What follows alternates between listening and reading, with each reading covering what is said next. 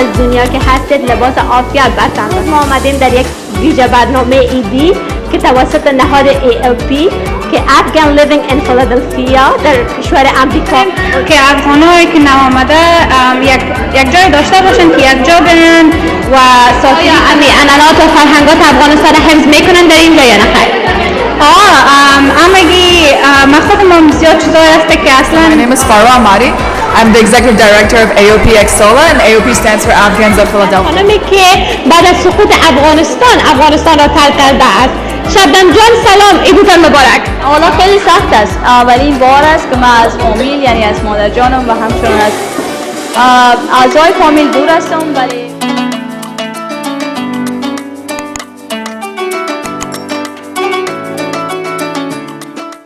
سلام بیننده های عزیز، امید که در هر کجای از دنیا که هستید لباس عافیت بر تن داشته باشید.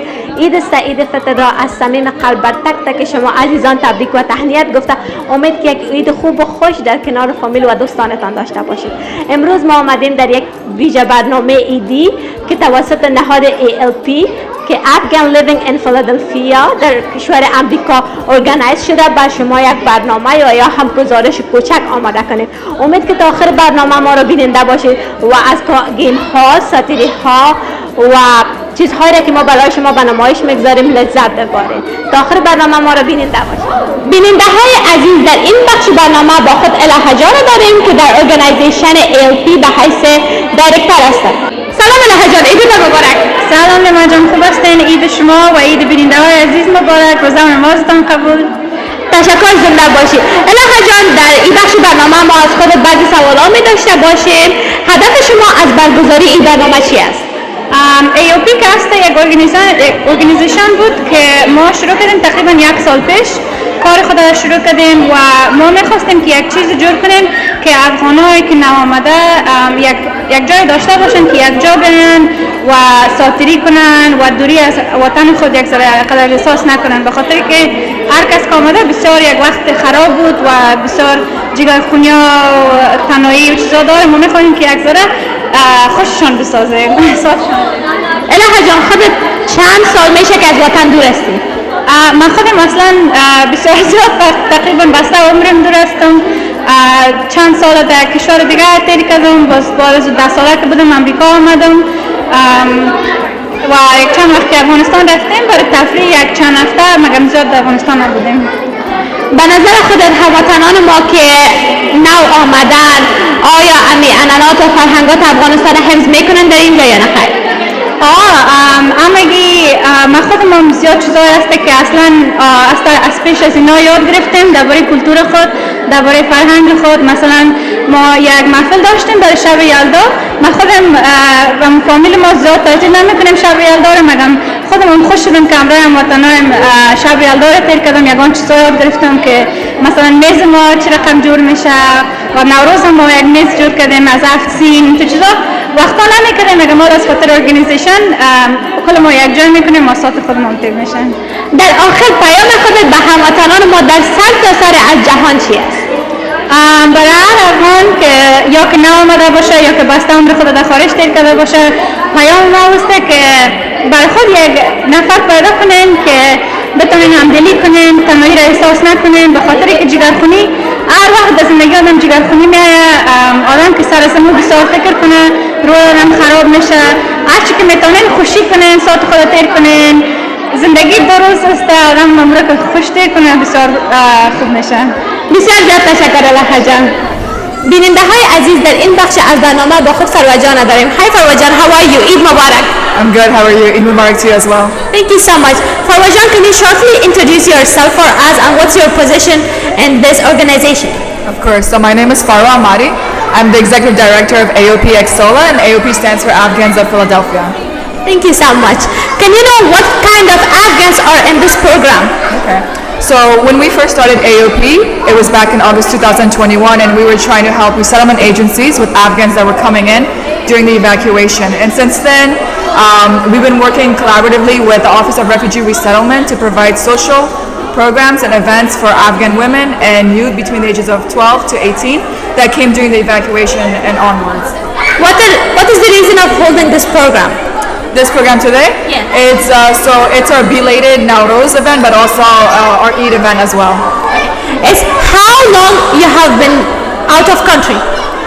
So I was born in Pakistan, and I lived there till I was 8 years old, and then I moved here when I was 8 years old back in 2021. Sorry, 2000.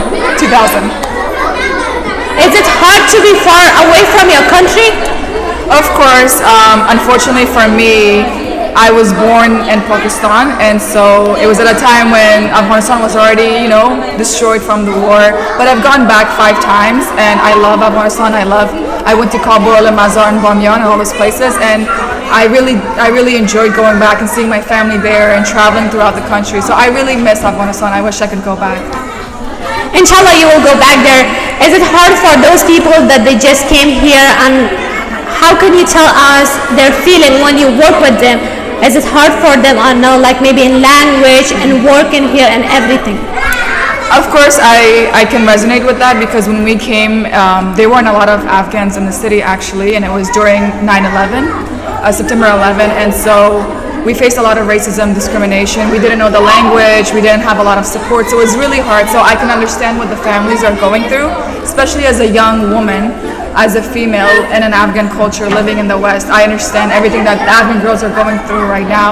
And so because of that, this is why I started this organization, because I understand the struggles. I personally went through them myself as a refugee in this country. And so that's why we created this organization, to bring the community together, but mostly to bring the women together and give them an opportunity to take part in events and programs so that we can help them integrate into the American society, because I know how difficult it is. How you see Afghans in females in Afghanistan right now? In terms of what's happening, I think it's really unfortunate because I know Afghan women are we're very resilient, and we want to go to school, we want to work, we have a lot of skills, and we're very passionate, and it's just unfortunate that right now, instead of going forward, we're going backwards, and it's really depressing to see what women are going through back home right now. And that's why we have to take advantage of the opportunities here and have the girls here go to school, go to work, and take advantage of the things that we have here. What's your message for the world for the females, women in Afghanistan? The message is to not give up. I know sometimes life seems very,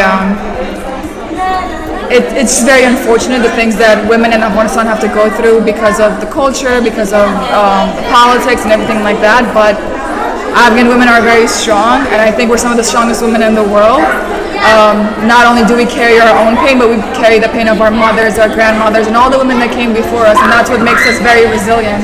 And so I do encourage them to keep fighting, to be patient, and I do hope that better days will come. It was my pleasure to speak with you. Thank you so much, Farwa Jan. Of course, thank you. بیننده‌های عزیز، در این بخش از برنامه با خود شبنم جان داریم، دختر خانمی که بعد از سقوط افغانستان را ترک کرده است. شبنم جان سلام، عیدتان مبارک. سلام علیکم لیما جان، عید خودت مبارک، روزا و نماز قبول، طاعت عبادات. امیدوار هستم که ملت افغانستان هم عید به خوبی خوشی آغاز کرده باشند. شبنم جان، اگر در نخست از خود یک معرفی کوچک داشته باشی که خودت در نهاد ALP چی کاره هستی؟ خب وقتی که من زمانی که به یونایتد استیت آمدم در AOP یا افغانستان و فیلادلفیا، من به حیث پروگرام آپریشنز منیجر کار میکنم، یعنی ایفای وظیفه میکنم و وظیفه ما شاید قبلا هم گفته شده باشه ولی باز هم گفته میشه، فقط کمک و همکاری یا اسیست برای خانم‌ها و یوت جنریشنی است که از افغانستان به سال 2021 به ایسو آمدن. شبنم جان، چطور است این دوری از وطن؟ حالا خیلی سخت است. اولین بار است که من از فامیل، یعنی از مادر جانم و همچنان از اعضای فامیل دور هستم، ولی به هر حال میگذارم. آیا دوری از وطن سخت است؟ بدون فامیل؟ طبعا سخت است. دوری از وطن طبعا سخت است، یعنی هیچ جای وطن انسان نمیشه، ولی مشکلاتی که در زندگی به وقوع پیوسته مجبور کرده انسان که همه چیز سپری کنه.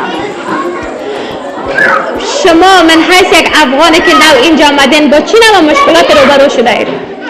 خب در اول مشکلات زیادی داشتیم، مثلا وظیفه یا بر حساب بگوییم همون کاربار بدل خود پیدا کردن نمیتونستیم.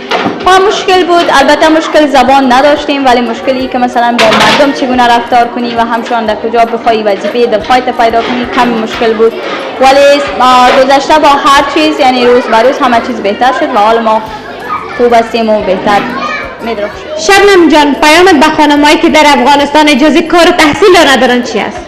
خب پیام من به آن ده خانمایی که در افغانستان اجازه کار و تحصیل ندارن این است که امید خود از دست ندن، همیشه استقامت داشته باشن، مقاومت داشته باشن و با امید یک آینده روشن باور داشته باشن و زندگی کنن. شبنم جان، احساست چی بود وقتی که وطن میخواستی ترک کنی؟ خب احساسم وقتی که زمانی که وطن ترک میکردم، طبعا من چون مادر خود در وطن رها کردم احساس خوبی نداشتم، ولی مجبور بودم که از وطن خارج شم. بالاخره رسیدیم و آمدیم. احساس خوبی نداشتم طبعا. خب با امید از این که در عید دیگر شبنم جان در کنار فامیل خود دوباره به کشور برگرده، با امید یک صلح سرتاسرایی. در آخر پیامت و یا هم گفتنی به بیننده های عزیز؟ همیشه خوب و خوش و آرام باشین، هر کجا که باشین هموطنای عزیز. خوبی خوشیتان میخوایم، چی در خارج چی در داخل کشور. صحت سلامتیتان بخیر. بیننده‌های عزیز، این بود برنامه امشب ما. امید که از برنامه لذت برده باشین و ما را تا آخر دم همراهی کرده باشید. وقت خوش و امید که یک عید خوب و خوش را سپری کرده باشید. عید مبارک، اختر با مبارک شب.